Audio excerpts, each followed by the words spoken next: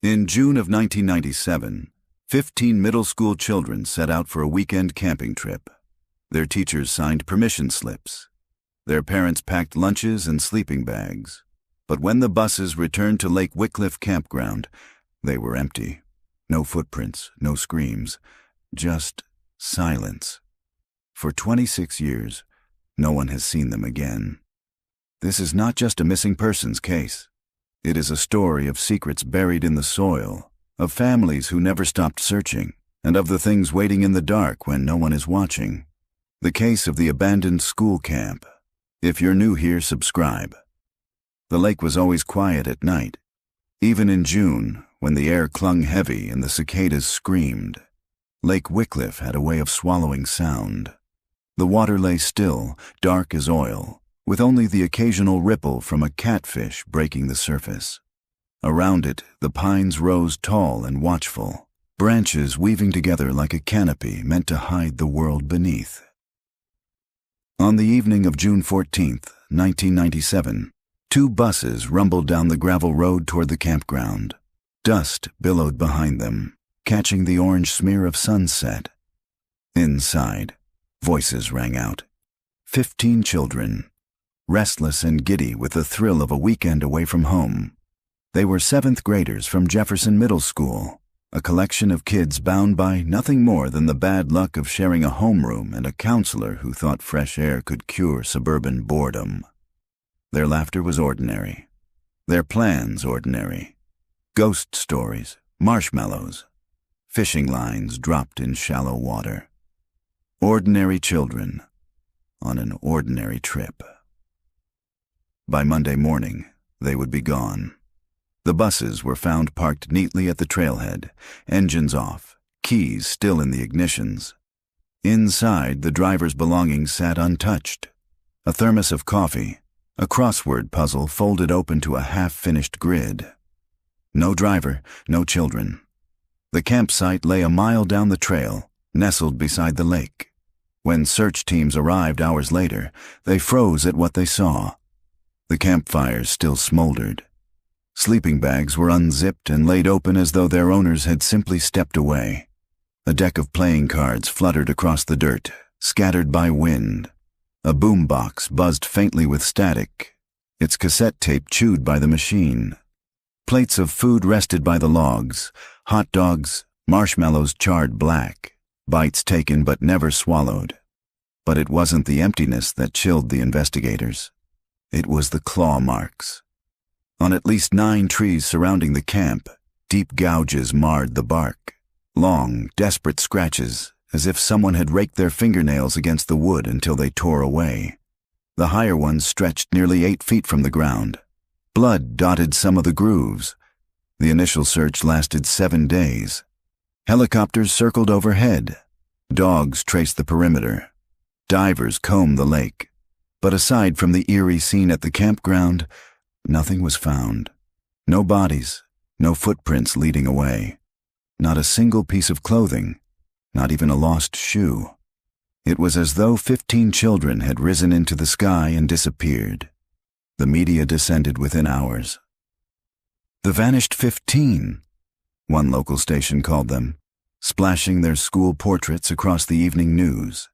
Families huddled together in gymnasiums converted into command centers, clutching paper cups of coffee gone cold, eyes red from tears and lack of sleep. Rumors began immediately.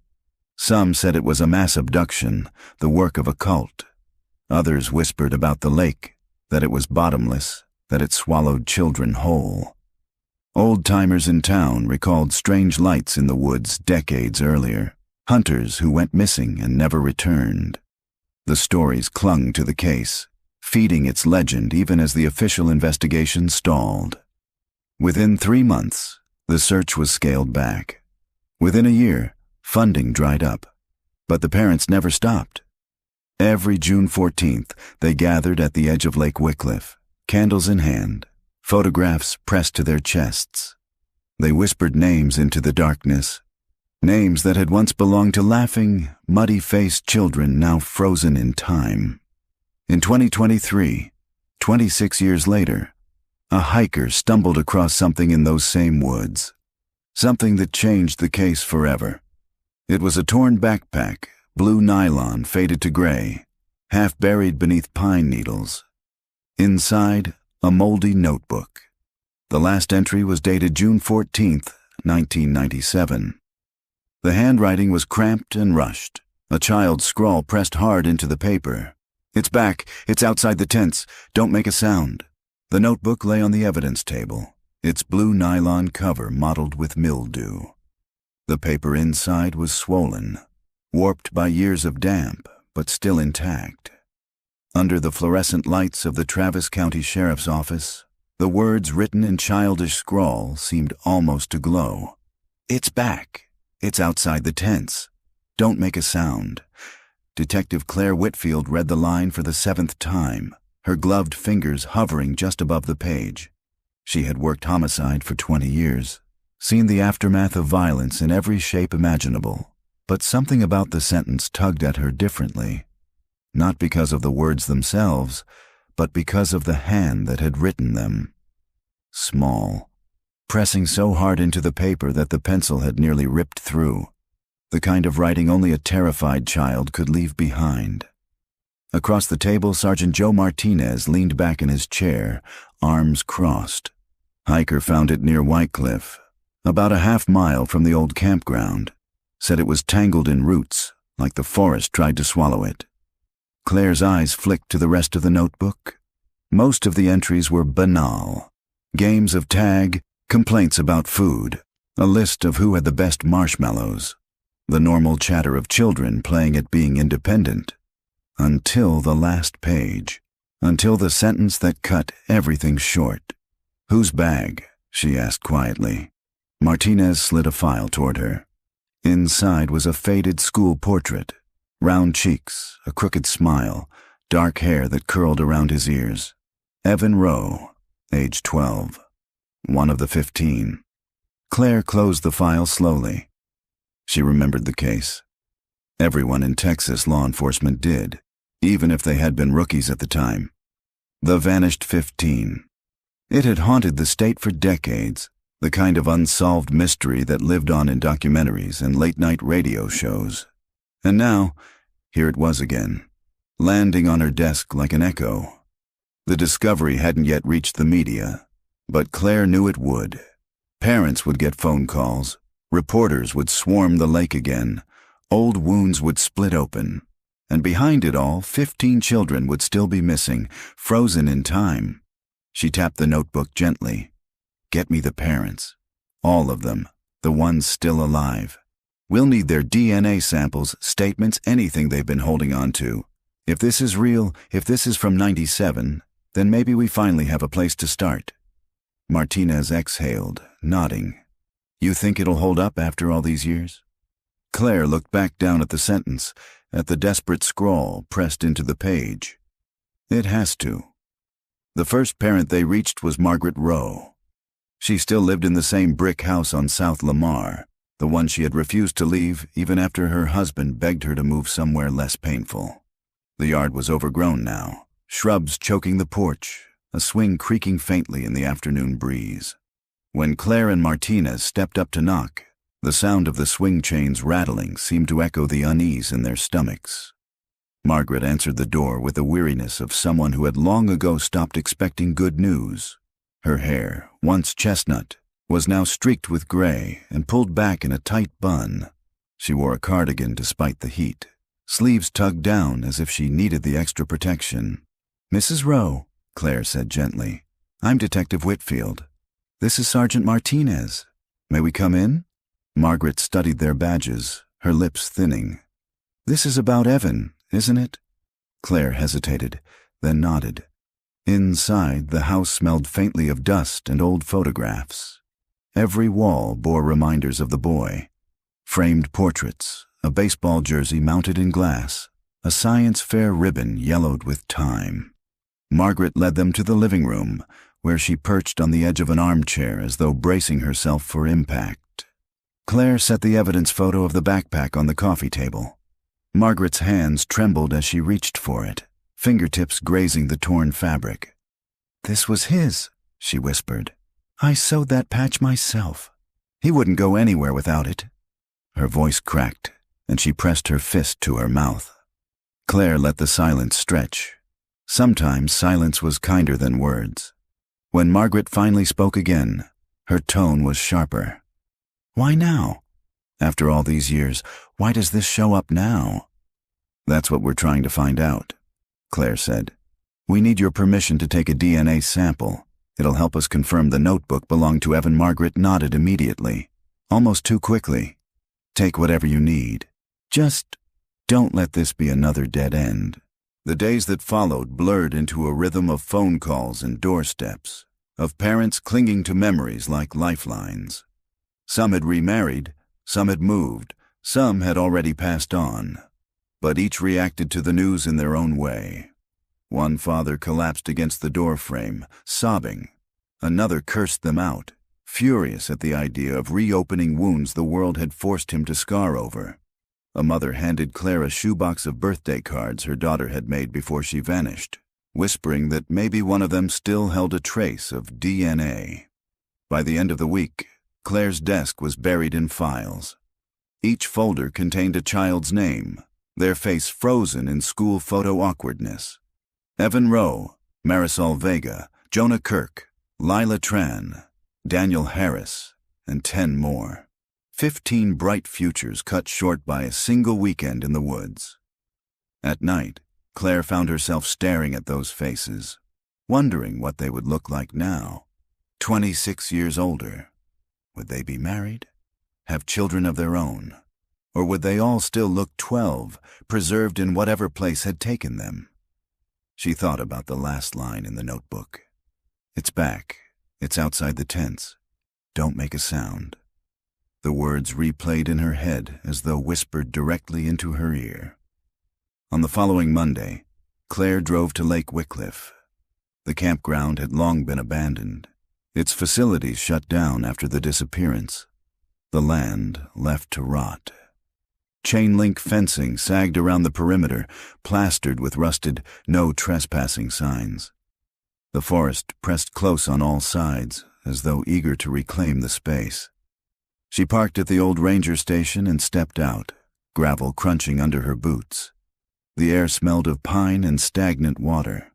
Somewhere in the distance, a woodpecker hammered at a trunk, the sound hollow and lonely. Martinez was already waiting by the trailhead, sipping coffee from a dented thermos. "You sure about this?" he asked, squinting at her. "It's not like the scene's fresh. 26 years of rain and wind. Nothing left to see." "Maybe," Claire said. "But sometimes places hold memories. Sometimes you can feel what happened." The trail wound down through the trees, roots snaking across the dirt. After a mile, the lake emerged, glinting dark through the branches. The campsite was still there, or what was left of it. Rotting tents sagged in the mud, their nylon eaten through by time. The fire pits were black with ash, weeds sprouting between the stones. A picnic table lay on its side, one leg missing. Claire crouched beside a tree. The bark bore faint scars, long vertical grooves that had healed but not vanished. She touched the ridges with her gloved hand. "Claw marks," she murmured. Martinez came to stand beside her. "Kids messing around?" Claire shook her head. "Too deep. Too desperate." She straightened, staring at the lake. Its surface was glassy, reflecting the gray sky above. She imagined 15 children huddled in tents, whispering about something moving outside. Imagined them pressing their fingernails into bark until they split. She shivered despite the heat. Back at the station, the forensics team confirmed the notebook's authenticity. The graphite was consistent with 1990s-era pencils. The paper fibers matched a manufacturing run from 1996. And the DNA swab from the backpack straps was a direct match to Margaret Rowe's maternal line. It was Evan's. Claire stood at the evidence table, staring down at the notebook. For the first time in years, the case wasn't cold. A window had opened, however small, and through it leaked the voices of 15 lost children. But windows cut both ways, because if the notebook was real, then so were the last words written inside it. It's back. The counselor's name was Richard Leland. In 1997, he'd been 21, a college student picking up extra money by supervising the 7th grade camping trip. He'd been one of the last adults to see the children alive. Back then, his testimony had seemed straightforward. He claimed he'd gone into town to pick up more supplies, returned to find the camp in disarray, and radioed for help. But 26 years had passed. Now he lived alone in a one-bedroom apartment above a pawn shop on the east side of Austin, his body softened by time, his hair thinned to wisps of gray. His record since then was speckled with odd jobs, short stints in rehab, and one misdemeanor arrest for public intoxication. He was not a man who had prospered. Detective Claire Whitfield and Sergeant Joe Martinez climbed the narrow stairs to his apartment on a sweltering Tuesday afternoon. The hallway smelled faintly of fried food and mildew. When they knocked, the door opened after a long pause, revealing Richard squinting into the light, a cigarette trembling in his fingers. "Detectives," he rasped, his voice carrying the hoarseness of someone who'd spent years inhaling smoke. "You're not here about parking tickets?" "No," Claire said simply. "We're here about Lake Wycliffe." The cigarette slipped slightly in his hand. His eyes flickered, then settled into a weary sort of acceptance.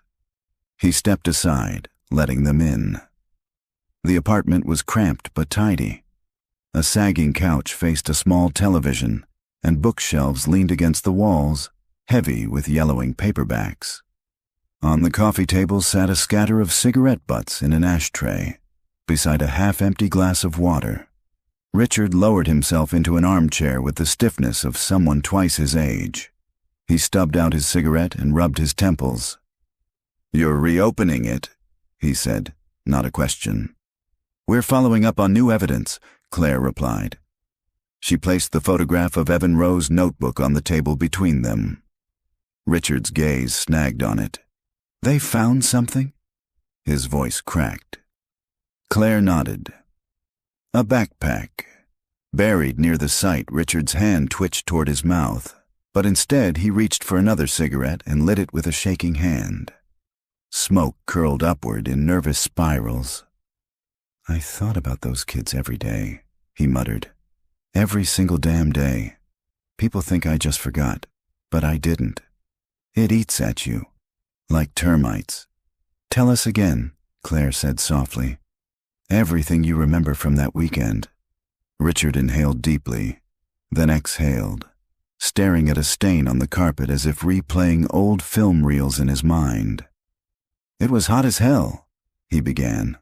"June, you know." The kids were loud on the bus, all hyped up. Some of them had never camped before. They set up their tents near the water, built a fire. I tried to keep them in line. You know how 12-year-olds are. Sugar and energy, bouncing off everything. He paused, tapping ash into the tray. Saturday night, they wanted to do ghost stories, so I let them, figured it'd wear them out. We sat around the fire, marshmallows and all. One of the boys, Daniel, I think, told a story about some creature in the woods, tall, with black eyes. The others got spooked. You could see it ripple through them. Martinez shifted, leaning forward. "And you? Did you believe it?" Richard snorted weakly. "I was 21. I believed in beer and girls, not monsters. But they swore they heard things in the trees, branches breaking, whispers. I thought it was just their imagination." He stubbed out his cigarette, lit another. His hands wouldn't stay still. "The next morning the food was running low. Kids eat more than you plan for, so I told them I'd drive into town for supplies. It was supposed to take an hour, maybe 2. When I got back..." His voice faltered. Claire didn't rush him. "When I got back, it was wrong. Too quiet. Tents half open, food on the ground. No kids. Just gone. Like someone scooped them up. I checked everywhere. The lake, the trail. Nothing. That's when I radioed for help." Claire studied him carefully. His story matched the original statement. but something about his tone, too polished, too practiced, raised a prickle at the back of her neck. "Why didn't you take another counselor with you?" she asked. Richard blinked. "There wasn't one. Just me. The school was cutting corners. They didn't want to pay for more staff." Claire exchanged a glance with Martinez. It was true. The old records confirmed Richard had been the only adult on site. Still, something gnawed at her. "What about the claw marks?" Martinez pressed. "You saw them too, right?" Richard's cigarette froze halfway to his lips. His eyes darted to the window, then back. "Yeah," he whispered. "I saw them. But I don't talk about that. People think you're crazy. Tell us anyway." Richard swallowed hard. His hand shook so badly he had to set the cigarette down. "They weren't from any animal I know. I grew up hunting. I know what bear claws look like, or bobcats. These were longer, human, almost. Fingernails, but deeper, like the bark didn't stand a chance. Some went higher than my head. I kept thinking, how the hell does a 12-year-old reach that high?" His voice cracked, and for the first time, Claire believed she was seeing raw memory, not a rehearsed script. The interview stretched on for an hour. They pressed him about the timeline, about whether he had seen cars near the site, about the condition of the buses. Richard answered, but his details wavered. Some too sharp, others oddly blurred. Trauma? Claire thought. Or guilt. When they finally stood to leave, Richard gripped the edge of the armchair with white knuckles. "You think they're dead, don't you?" he asked hoarsely. Claire paused at the door. "We don't know." "Not yet," Richard gave a humorless laugh. "You'll never find bodies, because there aren't any." "Not the way you think," Claire frowned. "What do you mean?" He shook his head quickly, retreating into himself. "Forget it, just old ghosts talking."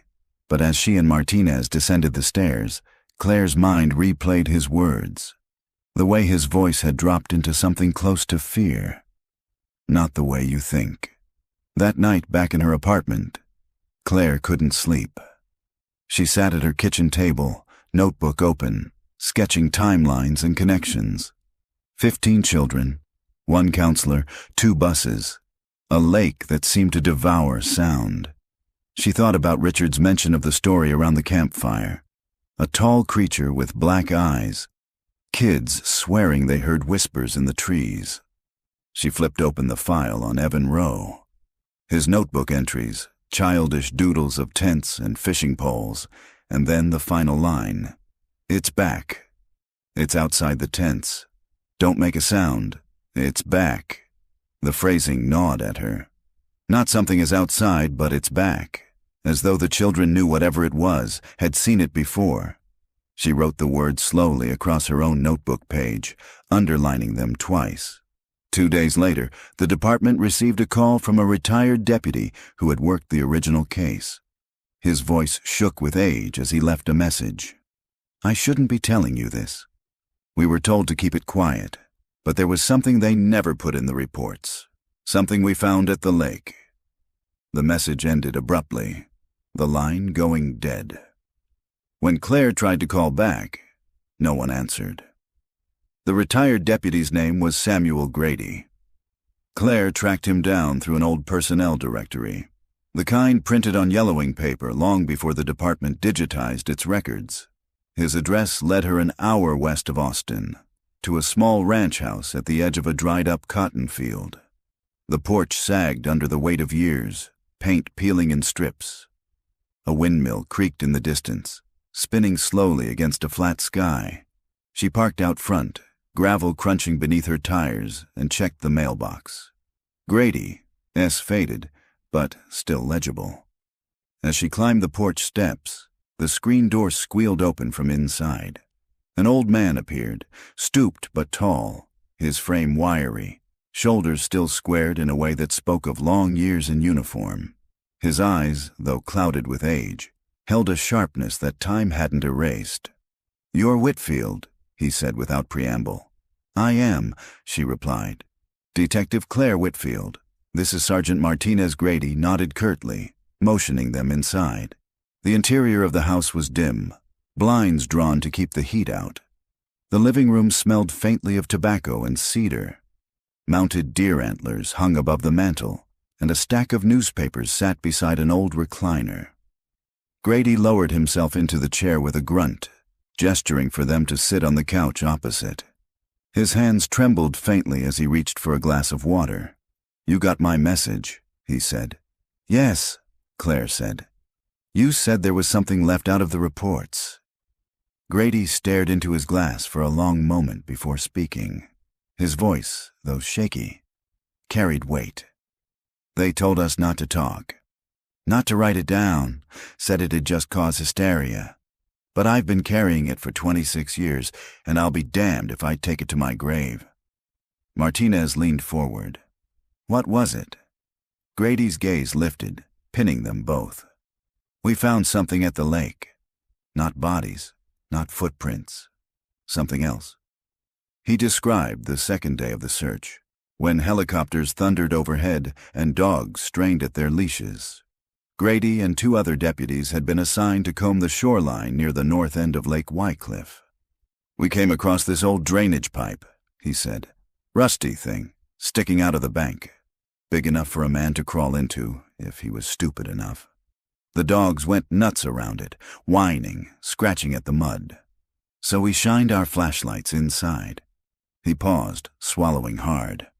"The walls were covered in drawings." Claire felt the air shift. "Drawings?" Grady nodded. "Scratches. Dozens of them. Some shallow, some carved deep. Kids' drawings, stick figures, houses, trees, names. God help me, some of the names match the missing kids. Evan, Marisol, Jonah, all carved in their own little handwriting, like they were down there, leaving proof they existed." His hand trembled on the armrest. "But that wasn't the worst of it.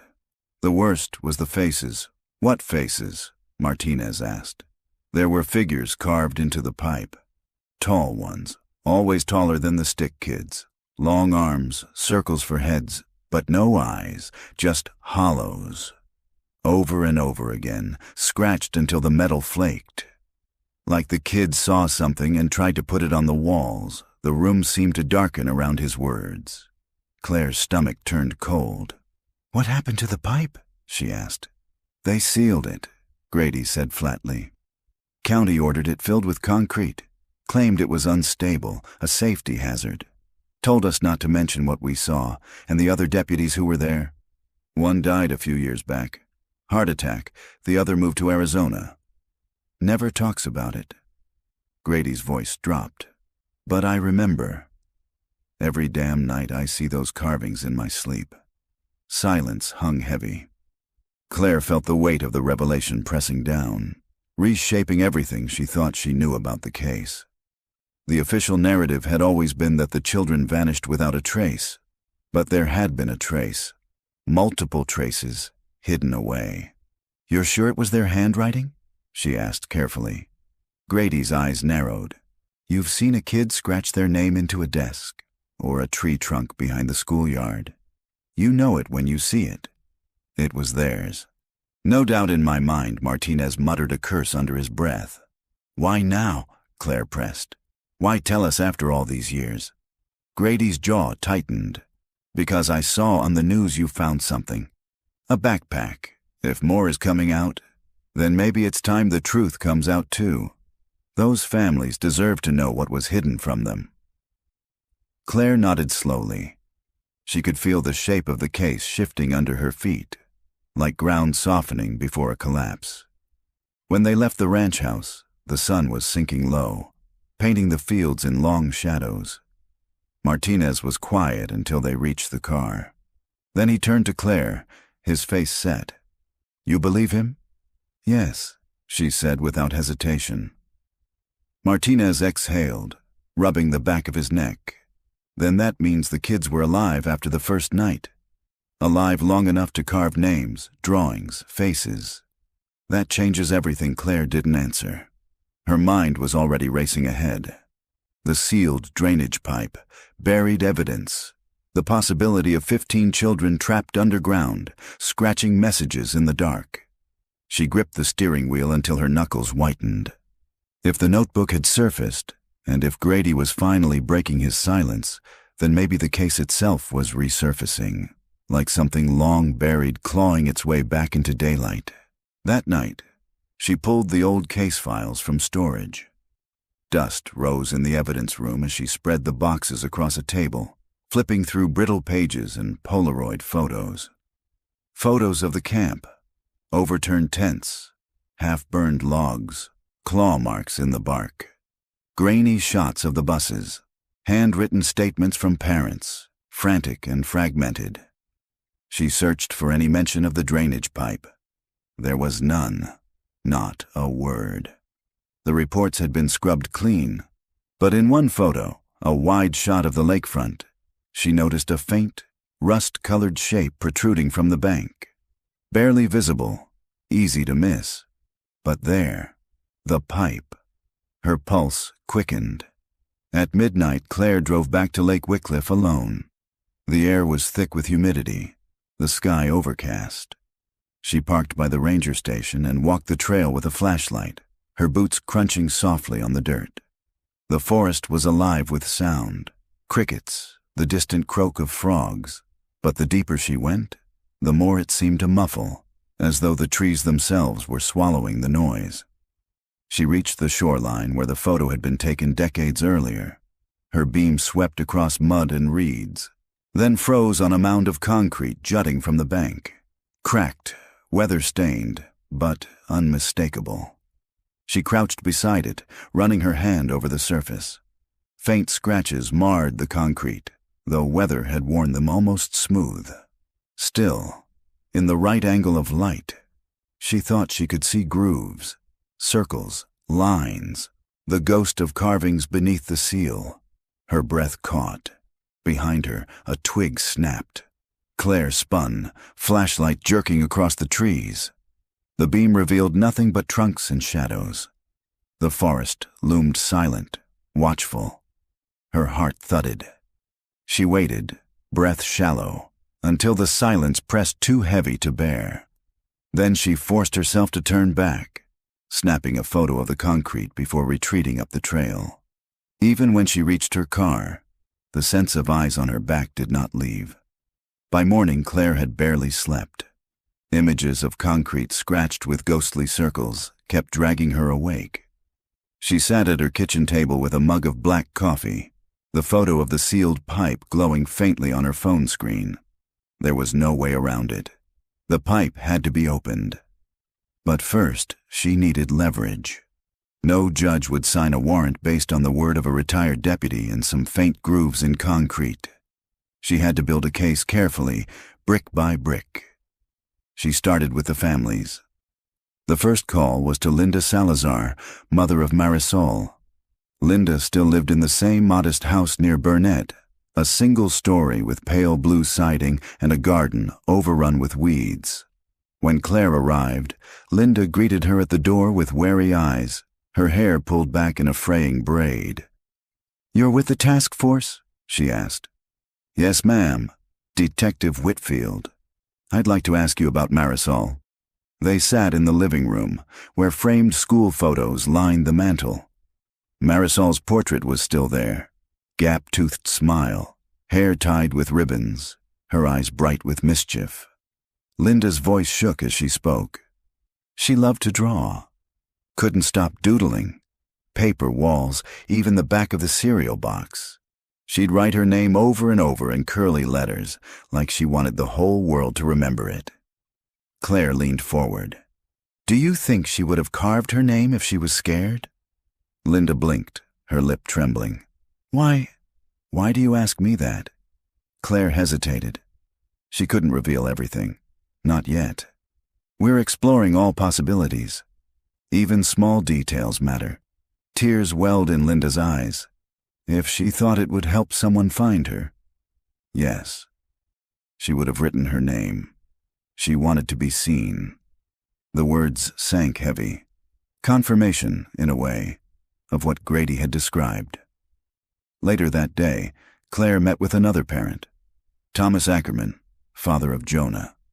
He was a quiet man, weathered by years of labor, his eyes hollowed by grief that had never softened. They spoke on his porch as he smoked a cigarette, ash drifting into the wind. Jonah was a dreamer, Thomas said, always drawing monsters. Long arms, no eyes. Said they lived in the woods near camp. I told him it was just imagination. Now, his voice cracked. Now I wonder if he knew something even then. Claire's breath caught. Monsters with no eyes. The same images Grady described in the pipe. Her case was building. That evening, she met Martinez at the precinct. He was poring over aerial photos of Lake Wycliffe, spread across a table like a war map. I checked the county records, he said without looking up. The pipe was officially sealed 2 months after the kids vanished. No mention of drawings, just notes about erosion control, and the order came from where? County Commissioner's office. The signature's long gone. Guy died in 2001, but you know how it works. Someone higher up didn't want the public to know. Claire leaned on the table, staring at the photo of the lake. We need that pipe opened. Martinez raised an eyebrow. On what grounds? Evidence concealment. Possible remains. Possible, he repeated dryly. Claire's jaw tightened. I'll take it to Reyes. If he won't back me, I'll push the DA myself. 2 days later, the warrant came through, barely. Reyes wasn't pleased, but the DA approved a limited excavation for forensic evaluation. The team assembled at dawn by the North Shore. Crime scene technicians, a forensic anthropologist, and a county work crew with a portable generator and jackhammers. The air was heavy with mist, muffling sound, making the world feel distant. Claire stood with Martinez, watching as the crew set up floodlights around the mound of concrete. Once we break this open, there's no going back, Martinez murmured. That's the point, Claire said. The jackhammers roared, echoing across the water. Concrete splintered, chunks falling into the mud. Dust hung in the damp air. Slowly, the pipe's rusted mouth re-emerged, a dark oval yawning from the bank. The smell hit first, faint, metallic, like old coins and mildew. The technicians donned respirators and crawled inside with cameras and evidence kits. Claire waited tensely by the opening, every muscle taut. Minutes passed. Then a voice called out from within. "Detective, you need to see this." She ducked low and stepped inside. The beam of her flashlight swept across corroded metal walls. And there they were. Drawings. Hundreds of them. The children's names scratched over and over. Evan, Jonah, Marisol, Danielle, etched into the steel with desperate hands. Some were neat, some frantic. Lines gouged deep as if the writers pressed until their fingernails broke. Stick figures filled the walls, kids holding hands, houses with square windows, trees with jagged branches, and towering above them, the tall figures, circles for heads, arms dragging to the ground, hollow spaces where eyes should be, some drawn with such violence the metal bent inward. Claire's breath came shallow. "Jesus," Martinez whispered behind her. In the farthest corner, the anthropologist crouched over a pile of debris. Bones, tiny, fragmented, mixed with rust flakes. Not full skeletons, just remnants. Too few to account for 15 children, but enough to prove someone hadn't made it out alive. The silence in the pipe pressed like a weight. Back outside, evidence bags were lined on tarps. Bone fragments, fabric scraps, rusted metal trinkets. One technician held up a small bracelet, plastic beads strung together to spell Marisol. Linda's words echoed in Claire's mind. She wanted the whole world to remember her. Claire's stomach twisted. The case was no longer just a cold file. It was here, bleeding through decades of silence. By late afternoon, the site was cordoned off with yellow tape. Reporters gathered at the trailhead, their cameras flashing. Reyes gave a brief, stiff statement. Evidence of potential criminal concealment has been uncovered. The investigation is ongoing. Claire stayed in the background, though she felt every lens trying to capture her face. As the crowd dispersed, she noticed a man standing alone near the tree line, middle-aged, wearing a cap pulled low, watching. When their eyes met, he turned and slipped into the woods. "Did you see that?" she asked Martinez. He scanned the trees. "See what?" "Never mind." But her skin prickled. That night, Claire dreamed of the pipe. In her dream, she crawled inside alone. The walls were alive, the stick figures shifting, their arms stretching, circling her. Names whispered in the dark, voices of children calling, "We're still here." She woke with a start, sweat chilling her skin. The clock read 3:07 a.m. The case wasn't just reopening. It was consuming her. The media storm broke the next morning. By sunrise, every local channel carried the story. Evidence found in the disappearance of 15 children at Camp Wycliffe, 1994. Aerial shots of the excavation site looped on television screens, yellow tape fluttering in the mist. Anchors spoke in hushed tones, words like remains, concealed evidence, cover-up. Claire watched from the precinct's conference room, the sound muted but the images sharp. On the screen, a reporter pointed to the pipe, her expression grave. Behind her, a work crew hauled out bags of soil and debris, as if dragging the past into daylight. Martinez clicked off the screen. "They'll pick this apart for weeks. Every theory, every rumor. We're about to be buried in it." Claire didn't answer. Her mind was still in the pipe, the names, the drawings, the bracelet. The families arrived at the station in a tide of grief and anger. They filled the lobby. Parents, siblings, even grandparents who had clung to hope for decades. Some demanded answers. Others clutched old photographs like talismans. Claire met them in the community room, where chairs had been set in a circle. She stood at the center, every eye fixed on her. "We uncovered personal effects at the site," she said carefully. "Some items have been linked to your children. We're working with forensic specialists to confirm identities. It will take time." Linda Salazar raised her hand, voice breaking. "The bracelet. Was it Marisol's?" Claire hesitated. She wasn't supposed to release details yet. But Linda's eyes burned with raw desperation. "Yes," Claire said softly. Linda crumpled into sobs, her hands pressed to her mouth. Around the circle, other parents gasped or shook their heads, grief rippling like a wave. Thomas Ackerman spoke next, his tone sharp. "So you're saying they were in that pipe? Alive long enough to carve their names, their drawings?" Claire swallowed hard.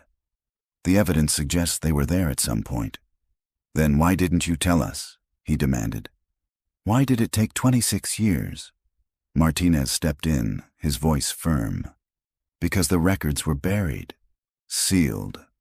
We're uncovering the truth now. That's why we're here." But the room was already fracturing. Tears, shouts, accusations tangled in the air. Claire felt their fury and grief sink into her bones. That evening, Claire drove back to the lake. The site was quiet now, floodlights dark, the tape still fluttering. She stood by the pipe, listening to the water lap against the shore.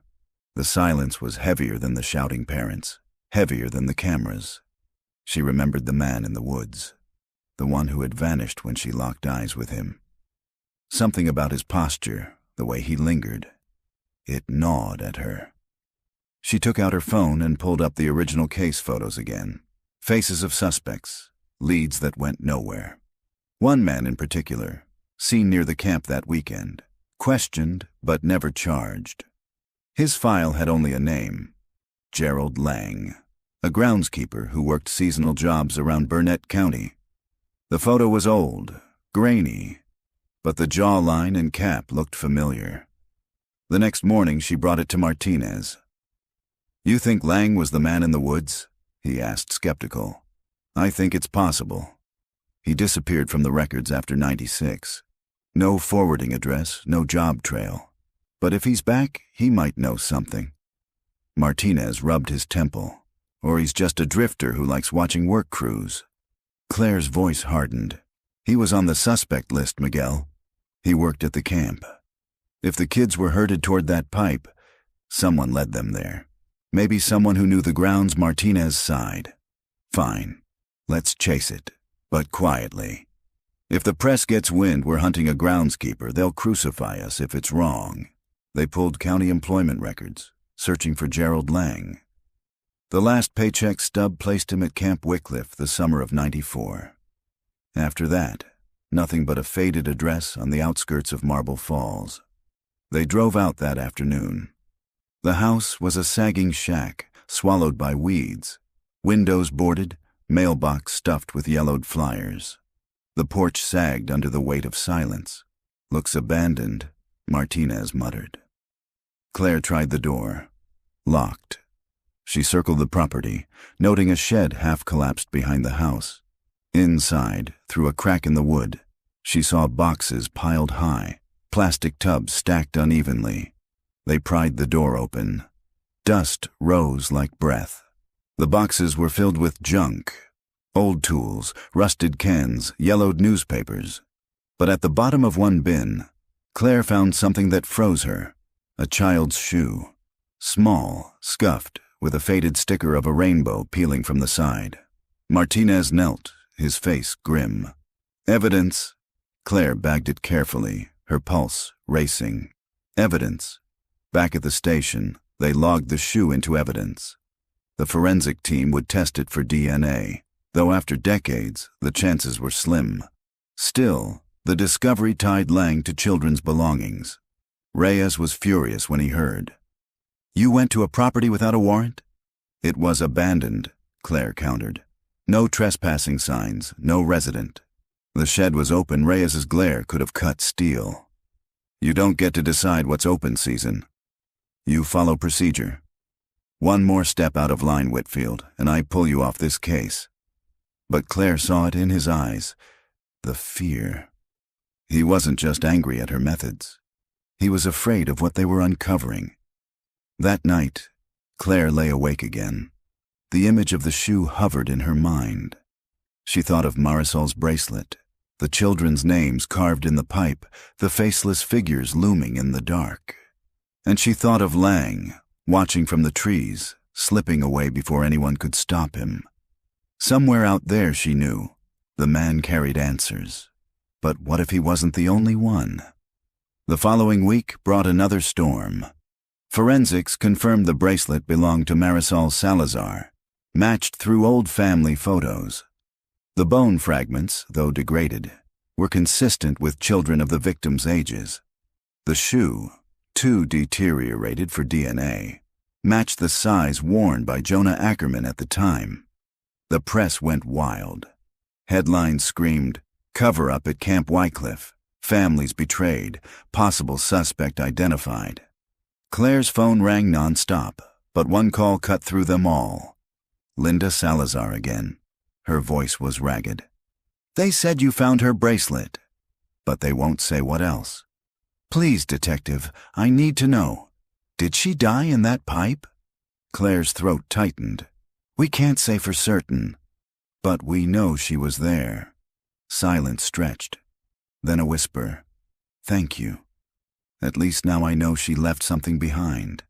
When the call ended, Claire sat with her head in her hands. The truth was coming out piece by piece, but every truth felt like a wound torn open. That evening, as she left the station, she noticed a slip of paper tucked under her windshield wiper. Her heart skipped. She unfolded it. The message was scrawled in shaky block letters. "Stop digging. They never left." The note sat on Claire's kitchen counter all night, its block letters burning into her thoughts. Stop digging. They never left. She had bagged it in evidence, of course, but she couldn't shake the feeling that whoever wrote it wanted her, specifically, to read it in the dark silence of her home. The words felt less like a warning than a verdict. By morning, she was strung tight from lack of sleep. Martinez noticed as soon as she walked into the precinct. "You look like hell," he said, sliding a cup of coffee across the table. "Thanks," Claire muttered, taking it. "You want to tell me what's eating you?" She hesitated, then handed him the photo of the note. His brow furrowed as he read. "Someone's watching you," he said flatly. "Someone's been watching the whole time," Claire corrected. Reyes convened an emergency meeting that afternoon. The note had been photographed and analyzed.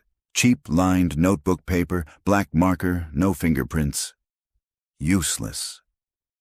"This is intimidation," Reyes said, pacing the room. "Classic tactic to rattle investigators. We do not let it derail the case."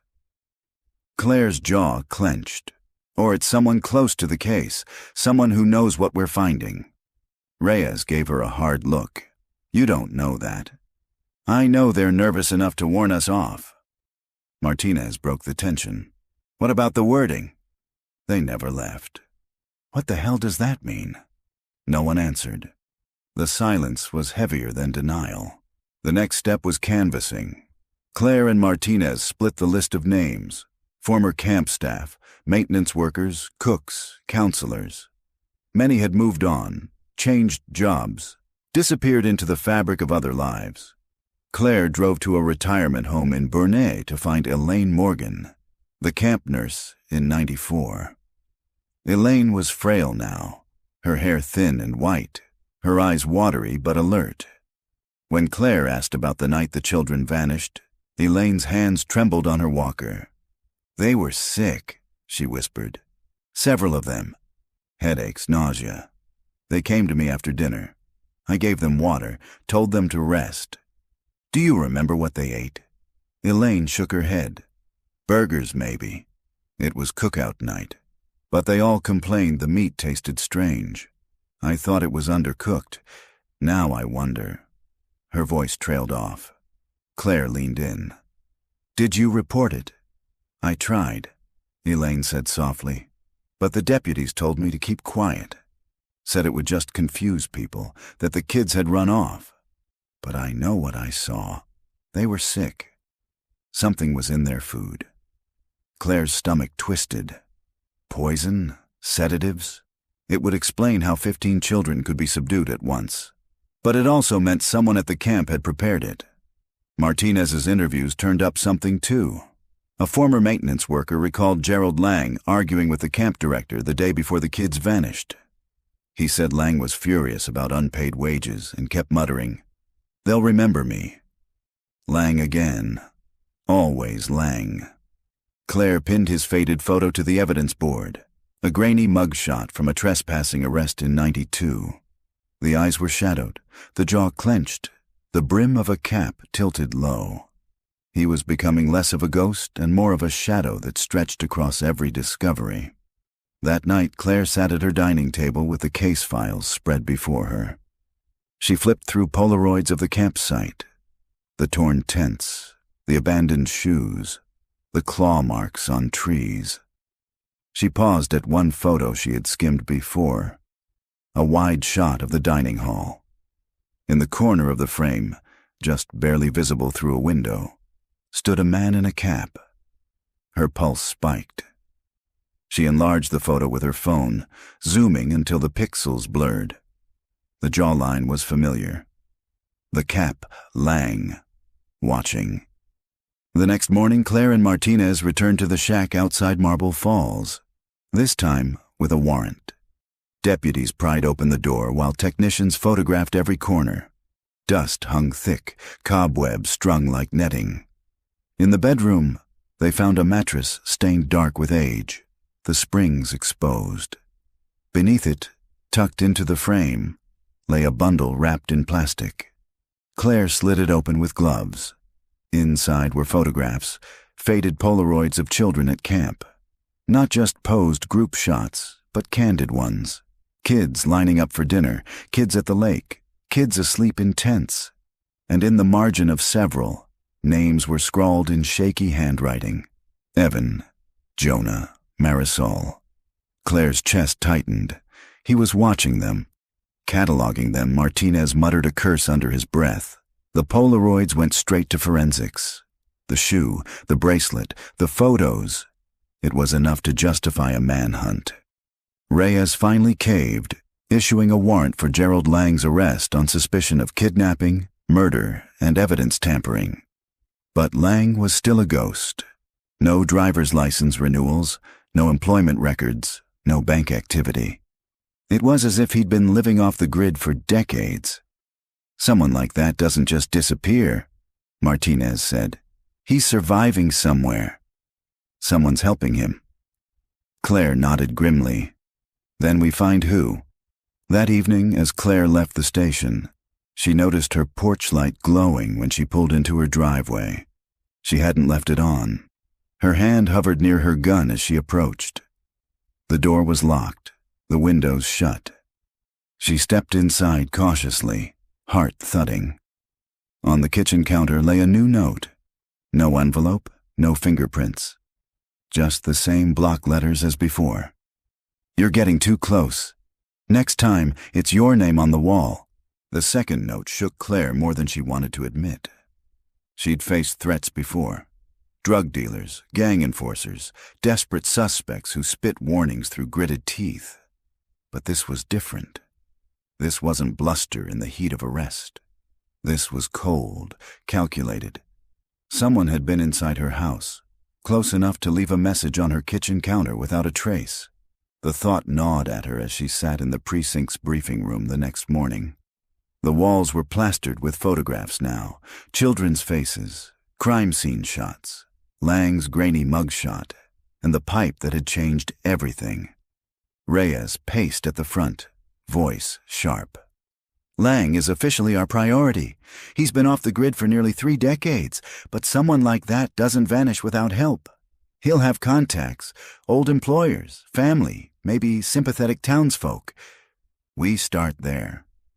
Martinez leaned toward Claire, whispering, "You tell him about the note?" Claire shook her head. She didn't want to hand Reyes more ammunition to sideline her. Not yet. The task force split into teams. Claire and Martinez took the angle of family.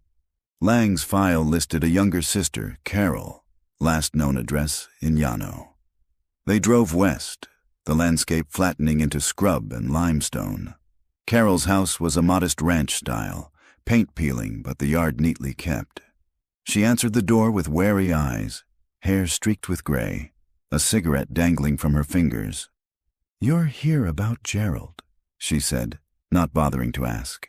"Yes," Claire said. "We need to know if you've had contact with him." Carol exhaled smoke, her gaze drifting to the horizon. "Haven't seen him since '98. Not really.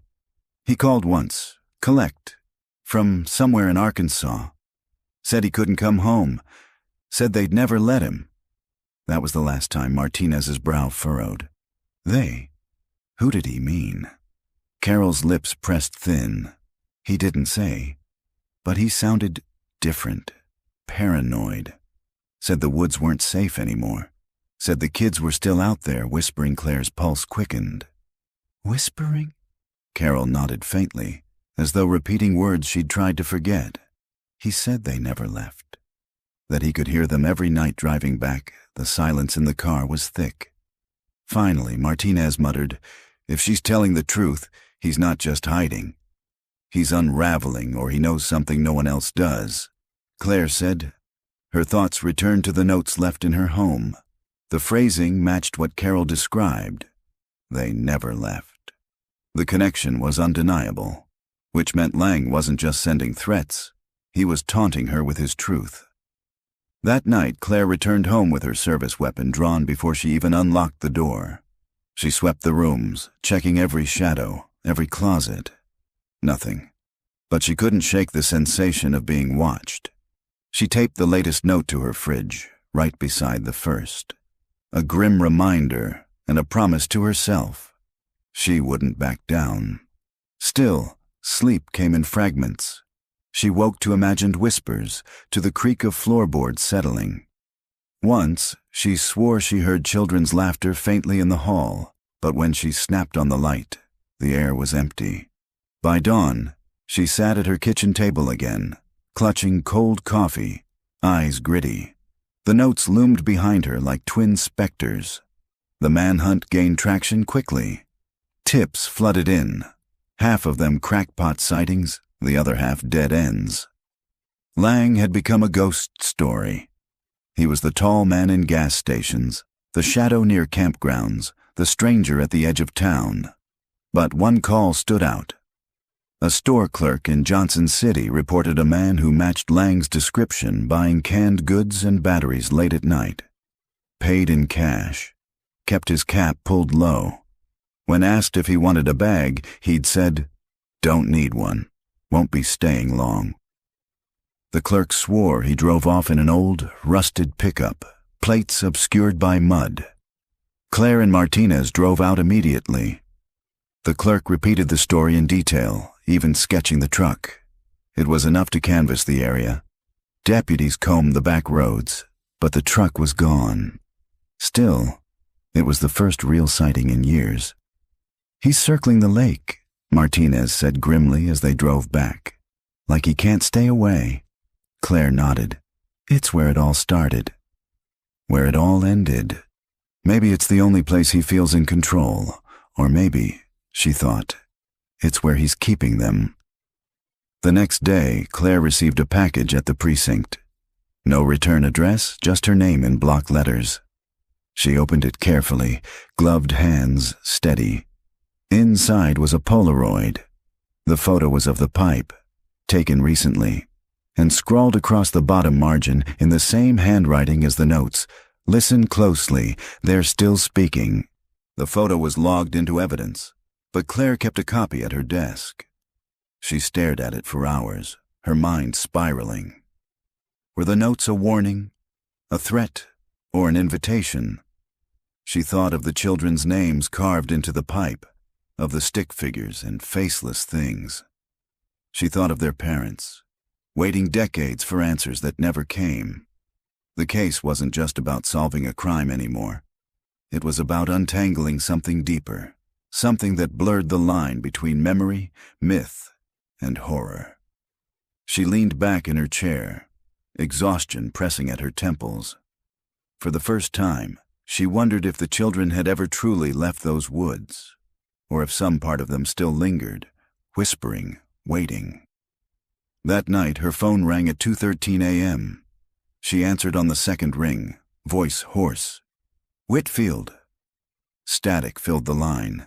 Then a child's voice, faint but clear, whispered, "Don't make a sound."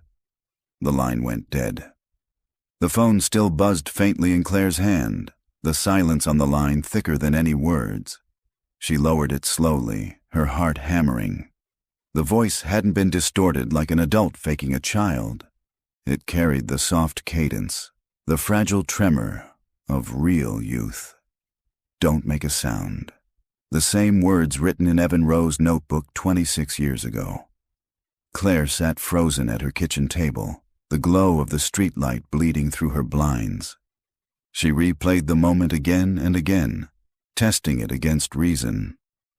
Could someone have sampled an old recording, manipulated it, or was it something worse? Something impossible. At 2:20 a.m., she grabbed her coat and drove to the precinct. Martinez was already there. He lived close enough that her frantic call had roused him. He looked rumpled, his shirt half-buttoned, but his eyes sharpened when she told him. "A child's voice?" he repeated. "Yes," Claire said. Whispered the same thing that was in the notebook. The exact words. Martinez rubbed his jaw. "Lang. Has to be. He's toying with you, trying to break you down." Claire paced the briefing room, the fluorescent lights buzzing overhead. "Then how does he have a child's voice?" Unless he recorded them back then. The thought chilled her. Recordings. Children whispering in the dark, their fear captured forever on the tape. "Let's pull the call log," Martinez said. "See where it came from." The tech team traced it within the hour. No caller ID, no number, but the ping came from a cell tower near Lake Wycliffe. Claire felt the hair on her arms rise. Of course, always the lake. She and Martinez drove out before dawn. The roads were empty, the world hushed. Mist clung to the trees, the kind of morning where sound carried strange. They parked by the ranger station, headlights cutting through fog. The forest loomed like a cathedral, dark trunks rising like pillars. Claire checked her service weapon, her flashlight, the photo of the pipe. If he's out here, we'll find him. Martinez's mouth tightened, or he's waiting for us. They followed the shoreline path, boots sinking into damp earth. The lake was a black mirror, still and silent. Halfway down the trail, Claire froze. A payphone stood in the clearing. She blinked, thinking her eyes were playing tricks. But no, it was real. Rusted, the paint peeling but standing upright in the mud. A receiver dangled from the cord, swaying slightly as if it had just been dropped. "Jesus," Martinez muttered. "Out here." Claire approached slowly. The payphone was coated in dew, the numbers worn smooth. Taped to the side was a Polaroid. She peeled it free with gloved hands. It showed the campsite from '94, tents, campfire, logs. And in the corner, half hidden by shadow, the faint outline of a child. The name scrawled beneath, Evan. Her pulse thundered. "He's staging this."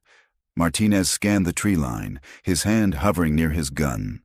"If Lang put this here, he's close." The woods pressed silent around them. Not even a bird call. Claire stared at the Polaroid again. The child in the corner. Was it really there, or just a trick of light? The longer she looked, the less certain she became. Back at the precinct, the Polaroid was logged and analyzed. Forensics couldn't date it precisely, but the film type matched Polaroids manufactured in the early '90s. Could be authentic, the lab tech said. Could also be someone stockpiled old film. Can't say for sure. Reyes wasn't satisfied. He slammed the report down in frustration. "We can't chase ghosts. We need hard evidence that Lang is alive, breathing, and taunting us."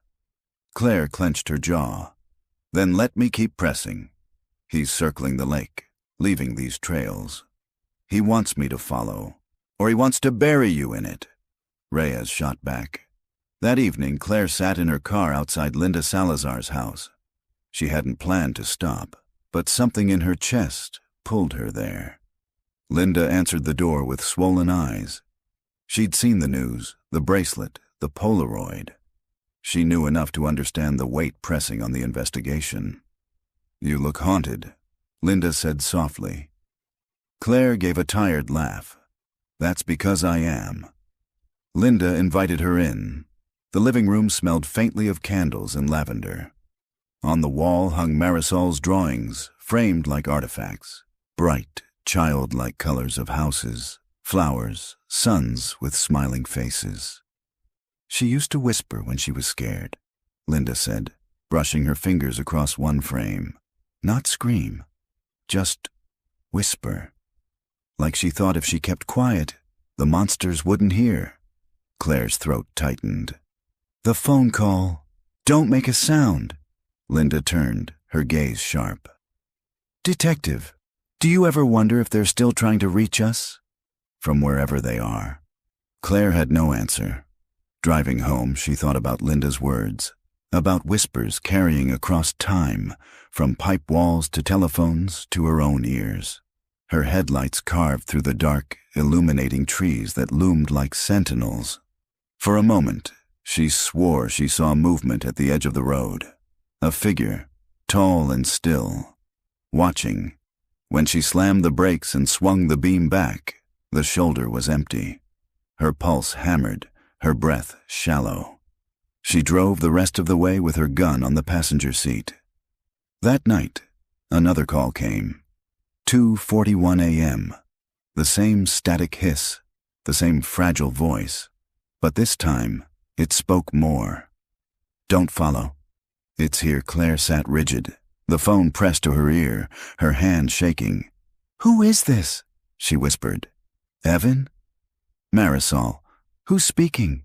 Static swallowed the line. Then, faintly, another sound. A scrape, like fingernails dragging across metal. The same sound Grady had described in the pipe. Then silence. She didn't sleep. At dawn, she returned to the lake alone. Mist rolled across the surface, the trees heavy with dew. She walked the trail slowly, listening, waiting. Every step felt heavier than the last. When she reached the pipe, she crouched low, staring into the darkness. The concrete edges were cracked from the excavation. The tunnel yawned black, swallowing light. For a moment, she swore she heard it again, the faint, desperate scrape of fingernails on metal. Her skin prickled, her chest tight, and then clear as breath against her ear. "Detective!" The word clung to Claire's ear like a phantom breath. "Detective!" She jerked back from the pipe, her boots sliding in the mud. The forest was utterly still, the lake glass flat.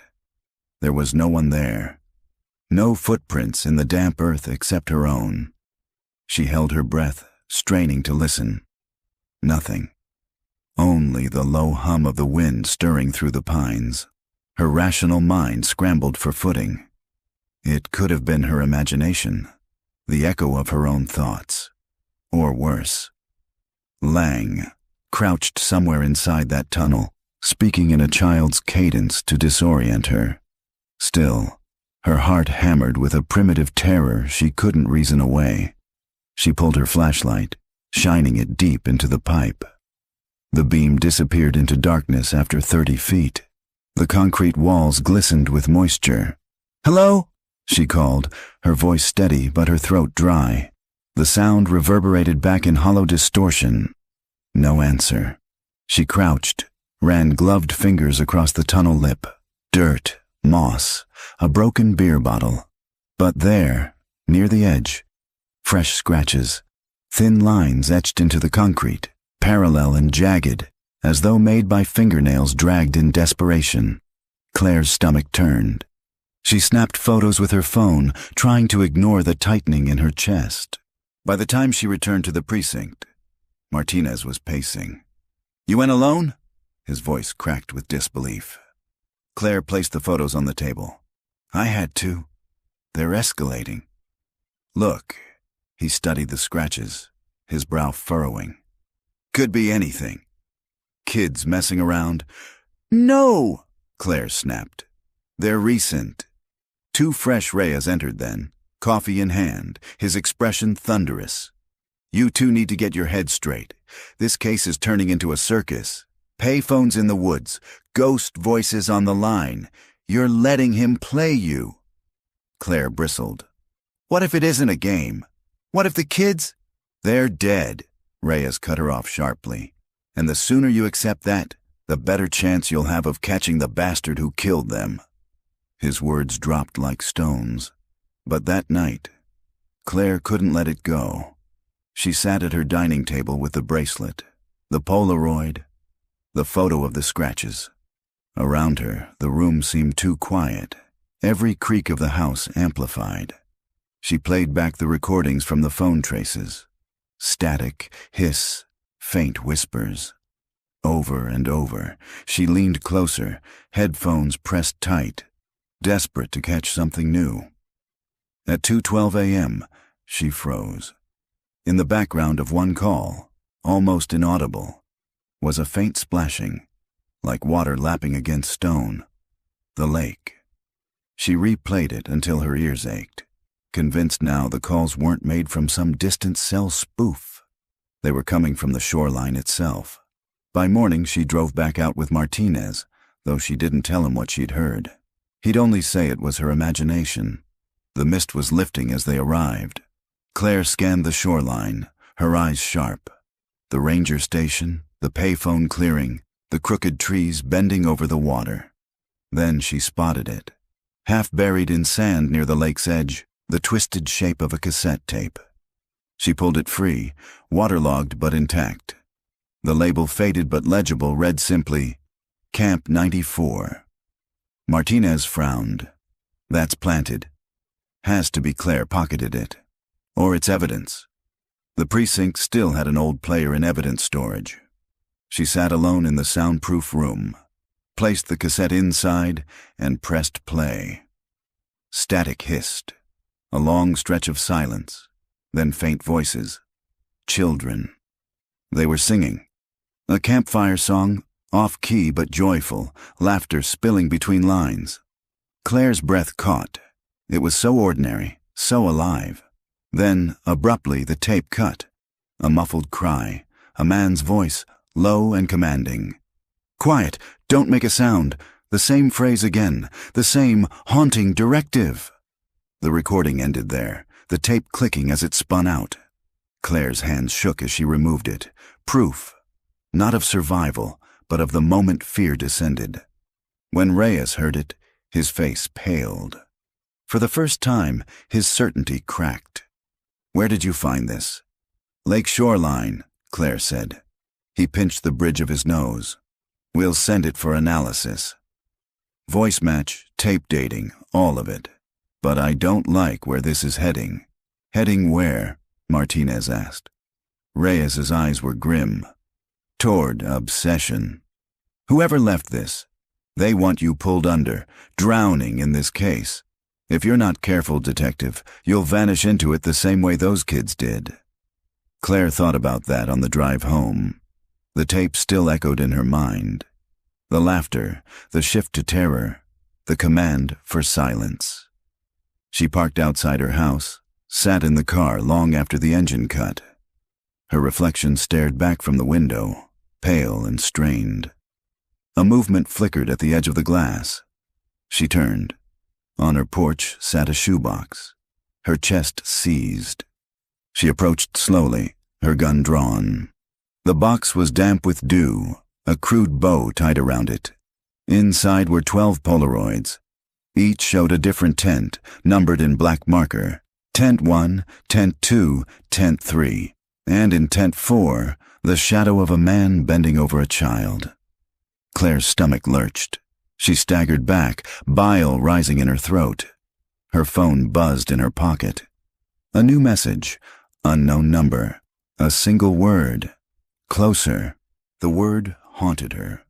Closer. It echoed in Claire's mind as the evidence team dusted the shoebox and Polaroids on her porch. Neighbors leaned over fences, whispering, watching the flashing squad lights. She stood apart, arms folded tightly, forcing herself not to tremble. Reyes was the last to arrive. His face was carved from stone as he flipped through the photographs beneath the forensic lamp. "These aren't just pictures," he said. "They're staging. He's reenacting the camp." Tent by tent, Claire forced her voice steady. "And in number 4, he shows himself." "Maybe," Reyes said, squinting at the shadow. "Or maybe he wants us to think that." He shut the folder with a snap. "Effective either way." "He's in your head, Whitfield." "That's what he wants." Claire didn't answer. She already knew Lang was further inside her head than she dared admit. That night, the Polaroids burned in her thoughts. She couldn't stay in her house. Every creak of the floorboards sounded like footsteps. Every rustle outside a presence watching. She drove. The streets blurred past. Neon gas stations, the glow of 24-hour diners. Her hands gripped the wheel too tightly. She told herself she was just clearing her head. But her path was no accident. She was heading back to the lake. The forest greeted her with silence when she arrived near midnight. She parked on the dirt shoulder, killed the engine, and let the night swallow her. Her flashlight beam cut through the trees. Dew clung to the branches, silver in the pale moonlight. She followed the trail toward the water, toward the place she couldn't stop circling back to. And then, there it was. Tent stakes in the dirt. Rusted, bent, but arranged deliberately in a square. She crouched, fingers brushing the earth. They hadn't been there earlier. A whisper stirred behind her. "Detective!" She spun, gun drawn, beam cutting through the trees. Nothing, only shadows stretching long and thin. But the air carried it. A voice, faint and taunting, threaded through the rustle of leaves. "Closer!" The next morning, Martinez found her at the precinct, eyes bloodshot, hands shaking around a styrofoam cup of coffee. "You didn't sleep." Claire gave a humorless laugh. "Who could?" "You can't keep doing this," he said quietly. "You're chasing phantoms. He wants you exhausted. He wants you doubting yourself." She stared at him, searching for anger, but finding only concern. "You believe me, though," she said softly. Martinez hesitated. "I believe something's happening. But whether it's Lang or just—" "Just what?" she snapped. "Me losing it?" He didn't answer. Reyes called them into his office before noon. "The tape analysis came back," he said without preamble. "Recorded on late 80s stock. Authentic. The voice, no clean match in CODIS, but definitely male, mid-30s to 40s at the time, which puts Lang squarely in the frame." He slid a report across the desk. "And those Polaroids?" "The film expired in 95, meaning whoever staged them kept it all these years." Claire's throat tightened. "He's been planning this." "Or holding on to souvenirs," Reyes said. "Either way, he wants to drag us through his memories. But it's not just about the past. He's here now." Watching the implication was clear. Claire wasn't just hunting Lang. He was hunting her. That evening, she stopped at her mother's house, a place she rarely visited. The porch light was dim, the siding weathered. Her mother opened the door with wary eyes. "Claire, it's late. I just needed to see you." Inside, the house smelled of lavender and dust. They sat at the kitchen table, steam rising from mugs of tea. Her mother studied her carefully. "You've got that look again. Same one you had after the Caldwell case." Haunted Claire forced a smile. "This is different. Because of the kids?" Claire nodded. The words spilled out then, about the notes, the photographs, the voices that seemed to follow her everywhere. Her mother listened in silence, her face drawn. When Claire finished, her mother reached across the table, her hands rough and warm. "You can't carry all their ghosts, baby. Some of them don't want saving." Claire swallowed hard. "But if it were me? If I vanished? Wouldn't you want someone to keep looking, no matter how long?" Her mother's eyes filled with tears. She quickly blinked away. "Of course I would." 2 nights later, the storm hit. Rain lashed against her windows, thunder rolling over the city. Claire lay on the couch, unable to face her bedroom. The bracelet lay on the coffee table, gleaming in flashes of lightning. A knock jolted her upright. She froze. Another knock, soft, deliberate. Gun in hand, she edged to the door, peering through the peephole. No one. She opened it slowly, and there, hanging from the doorknob, was another Polaroid. This one showed her house. Tonight. The storm caught mid-flash. Her knees weakened. He'd been here again, close enough to snap the shot, close enough to watch her. She scanned the street, but the rain swallowed everything. On the back of the photo, scrawled in black ink, "Almost." The word on the Polaroid's back seared itself into Claire's mind. Almost. She stared at it long after the evidence team had bagged it, long after Martinez drove her home and insisted on checking every window and lock himself. Almost what? Almost caught? Almost over? Or almost hers? Sleep was impossible. Every tick of the clock was a countdown she couldn't decipher. She kept circling back to the lake in her mind, the pipe, the tents, the whispers. That place was a magnet, and Lang was pulling the string tighter. By dawn, she knew she couldn't wait for him to strike again. She had to go to him. The rain had washed the forest clean, leaving the air sharp with pine and wet earth. Claire parked on the gravel turnout, where the trail into the old camp began. The place had been fenced off for years, but the gate now hung twisted and broken, as though something or someone had ripped it wide open. She stepped through, her boots sinking into soft mud. The forest swallowed her whole. The camp appeared gradually like bones surfacing from shallow earth. collapsed cabins, roofs sagging under decades of rot, rusted swings creaking in the breeze, a flagpole leaning like a broken mast. She moved slowly, gun drawn, every step deliberate. Her flashlight beam cut arcs through the fog, pooling low to the ground. The silence was suffocating. A sound cracked through it, a single metallic bang. Claire froze. It came again, rhythmic.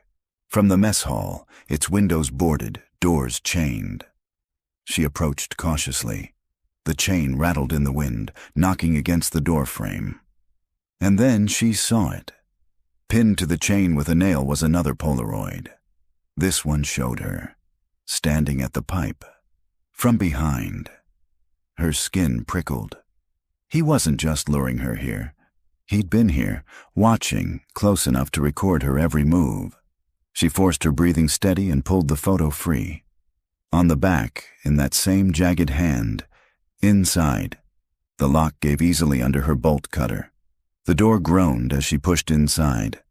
The mess hall smelled of mold and rust. Tables overturned, chairs broken, dust thick on the floor. In the center, a single lantern flickered. Its light fell on 12 sleeping bags arranged in a circle. Each one held a mannequin. Child-sized, dressed in vintage camp uniforms. Claire's stomach turned. She edged closer, flashlight shaking as it passed over their painted faces, their glassy eyes.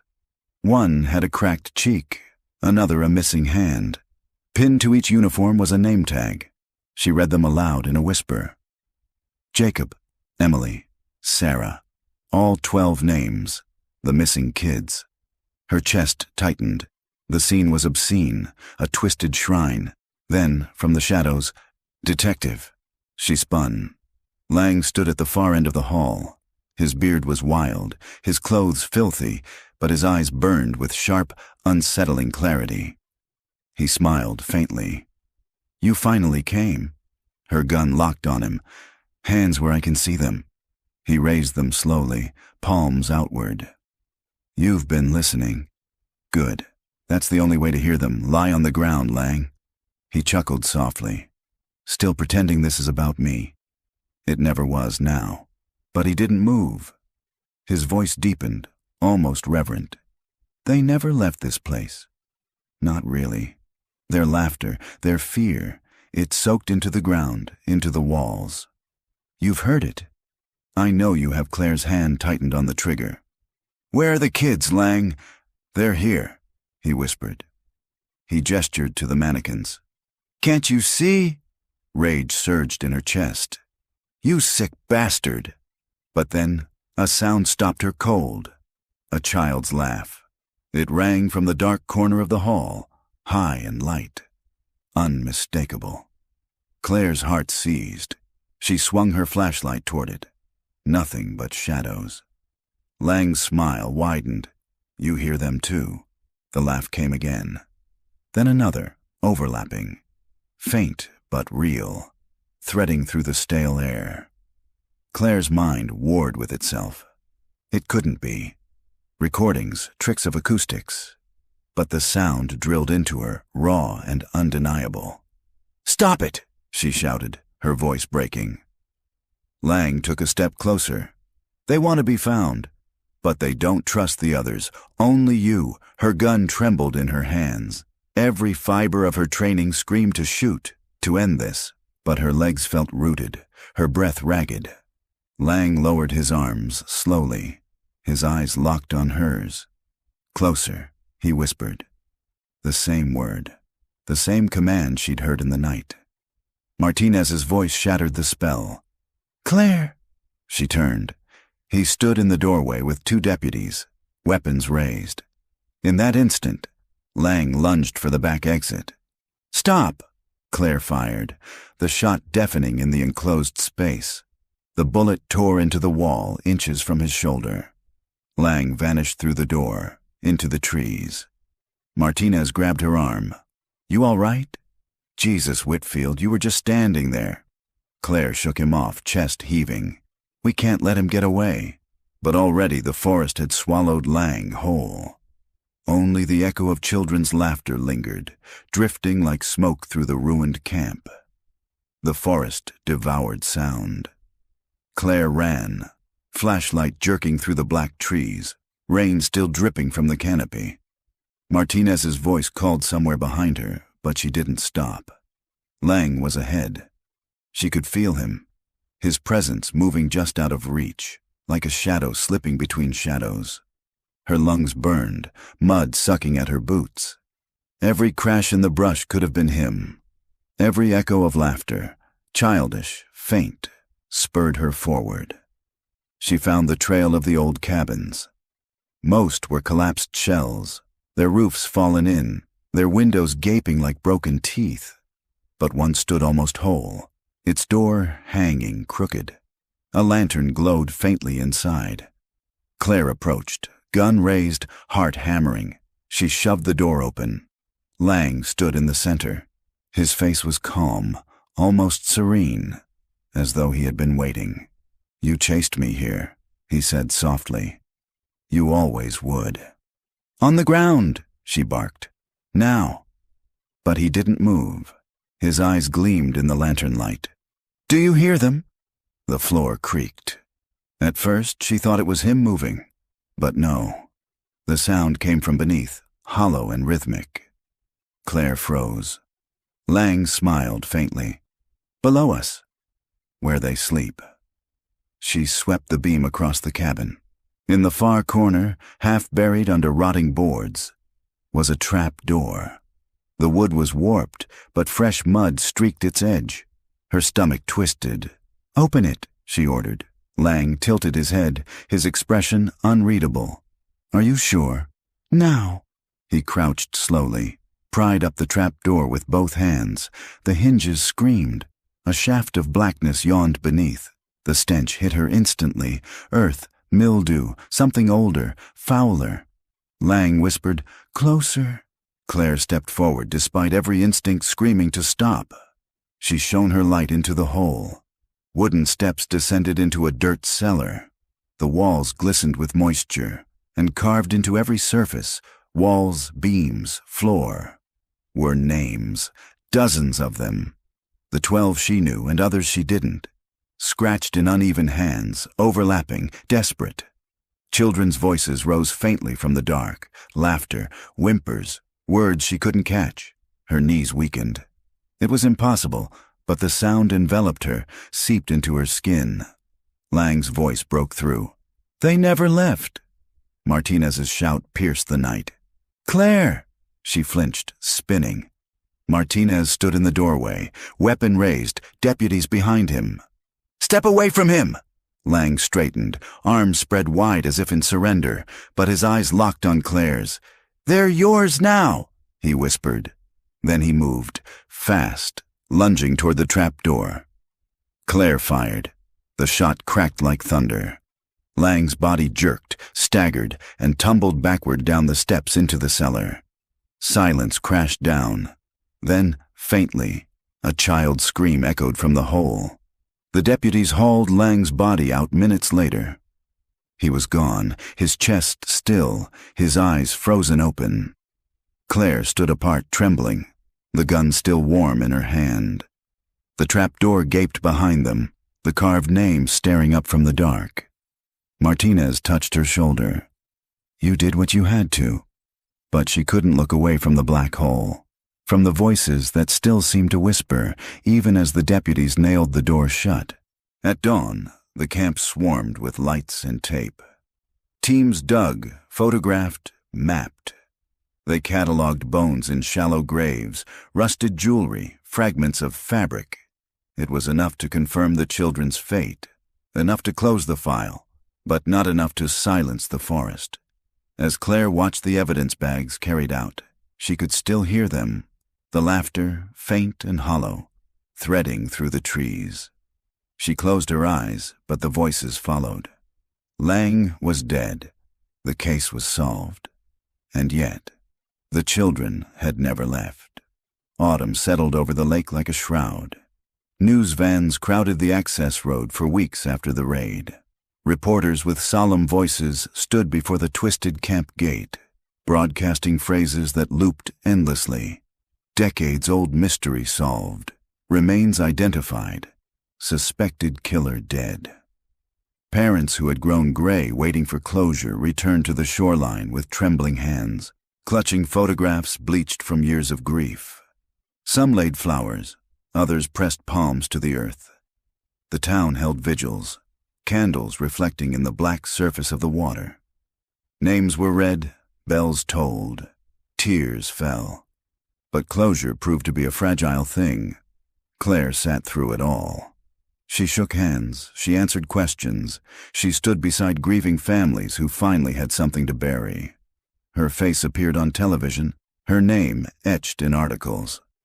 She was the detective who broke the case, who ended the nightmare. But when the crowds dispersed, when the cameras left, she was alone again, with the photographs, the bracelet, and the memory of that cellar. Lang's body was buried without ceremony in a county plot. Martinez went, though he told Claire afterward it felt wrong, like standing over an empty shell. "He's gone," he said firmly, as if repeating it would make it real. "It's over." But Claire knew better. Lang's words still clung to her. "They're yours now." She returned to the camp one last time, weeks after the crime scene tape had been cleared. The cabin stood hollow, the forest silent. The mess hall lantern had been taken for evidence, the mannequins removed. But the trap door remained, sealed with new planks, nailed tight. She stood above it, the wind pressing cold against her back. For a long time she listened, and faintly, she swore she heard it still. A laugh, high and fleeting, slipping through the cracks. Her hand brushed the grip of her holstered gun, not because she feared an enemy in the woods, but because she feared herself. That night she placed the bracelet back in its evidence bag. She sealed the Polaroids in another. She slid them both into a drawer, locked it, and dropped the key into the bottom of her freezer. It was an act of survival, because some cases don't end when the files close. Some cases take root inside you, whispering in the quiet hours, waiting for the dark. At her desk, weeks later, a new case folder landed. A different missing child, a different town. The kind of work she had promised herself she would keep doing, no matter the toll. She opened it. She began again. But in the silence between her breaths, she thought she heard footsteps, small ones, padding across the precinct floor, and a voice, faint as wind through pine, murmured, "Closer."